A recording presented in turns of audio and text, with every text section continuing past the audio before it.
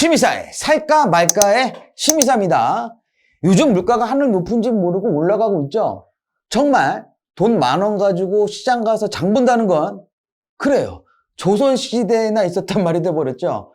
이런 물가 상승률, 그러니까 인플레이션에 대한 부분들을 저희가 매번 말씀드리지만 피부로 느끼시는 거는 시장 가서 바로 장 보는 순간 아실 수가 있죠. 부동산도 마찬가지입니다. 안 사본 사람들은 피부로 느낄 수가 없죠. 시간이 지난 다음에 사려고 보면 너무 올랐다고 하면서 비싸서 못 사시게 되는 거죠. 지난해부터 광풍이 불었던 상품이 바로 이 오피스텔인데 매매가 상승률도 역대 최고치로 올라가면서 그 인기가 지속될까 생각하실 수도 있겠지만 현재 상황으로서 주택 형태의 주거 상품을 단시간 내에 공급할 수 있는 방법이 바로 오피스텔이 유일합니다.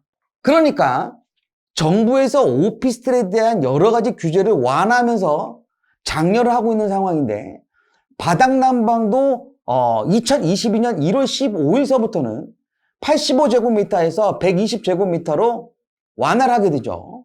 또 임대사업자 혜택도 완화해주면서 공급 정책을 펼치고 있는 게 현실입니다. 제 예전 영상을 보시게 되면 아파트의 가격이 오른 다음 그 다음 다세대 금액이 오르고 그 다음에 오피스텔이 오른다는 영상을 보신 분들도 계실 겁니다. 모든 부동산이 다 같이 오르고 다 같이 내리면 아무 문제가 없는데 근데 실상은 그렇지가 않죠. 왜냐하면 부동산은 현물 시장이기 때문입니다. 오피스텔의 역사는 오래됐습니다. 처음 이 상품이 나왔을 땐 아주 센세이션이었죠. 일도 할 수 있고 잠도 잘 수 있는, 그러다 보니까 드라마의 실장님급 이상은 다 여기에서 합니다. 오피스텔이 말이죠. 요즘 여러 가지 투자를 원하시는 분들이 계신데 그 중에서도 단기적으로 투자를 원하시는 분들, 또 시세 차익이나 아니면 월세 수익을 원하시는 분들, 청약 통장을 사용해서 아파트 분양을 받으실 분들, 다주택이라서 취등록세가 부담되시는 분들, 그분들이 제일 먼저 생각하시는 게 바로 이 오피스텔인데 잘 모르고 투자하시는 것보단 알고 투자하면 사실 이만한 상품은 없습니다. 그렇다고 하면 어느 지역의 오피스텔을 원하는 걸까요? 이번 시간에는 서울에서 여기에 사면 무조건 성공하는 오피스텔 투자 지역에 대해서 알아보도록 하겠습니다. 최근 서울에는 하이엔드 오피스텔이라고 해서 전용 면적 대비 평당 1억이 넘는 오피스텔이 성행을 하고 있습니다. 그 많은 하이엔드 오피스텔의 공통점은 부자 동네입니다. 돈 많은 사람들이 사는 곳이죠. 강남, 서초, 청담, 방배, 그리고 여의도 마포, 용산 일대죠. 돈 많은 젊은 친구들이 좋아하는 곳. 원룸 하나가 10억이 넘습니다. 신기하게도 분양도 잘 되죠. 물론 20억이 넘어가는 고급 오피스텔은 조금 어려운 건 사실이지만 10억짜리 원룸 오피스텔은요, 잘 팔립니다. 근데 저는 투자자 시선으로 보기 때문에 이런 물건보다는 조금 더 적은 돈으로 투자해서 수익을 극대화할 수 있는 그런 상품, 그런 지역을 찾는 게 제 직업이다 보니까 하이엔드 오피스텔은 일단 패스입니다.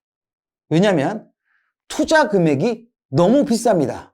오피스텔은 수익형으로 갈 것이냐 아니면 차익형, 그러니까 금액 상승의 차익을 얻을 것이냐가 관건인데 중요한 건 이 두 가지 모두가 가능한 지역이 최상의 투자처가 되겠죠. 보통 오피스텔은요, 소형주택의 대체 상품으로 일자리와 가깝고 역세권, 그런 곳이 수요자가 끊기지 않을 그런 지역.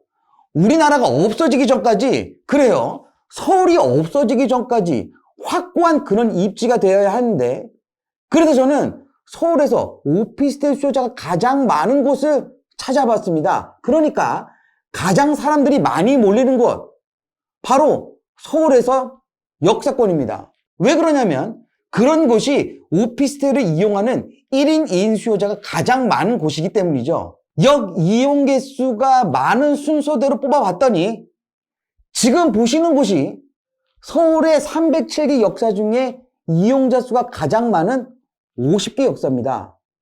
순위대로 뽑아본 거거든요. 앞으로 물론 새로 역이 추가되는 곳, 그렇습니다.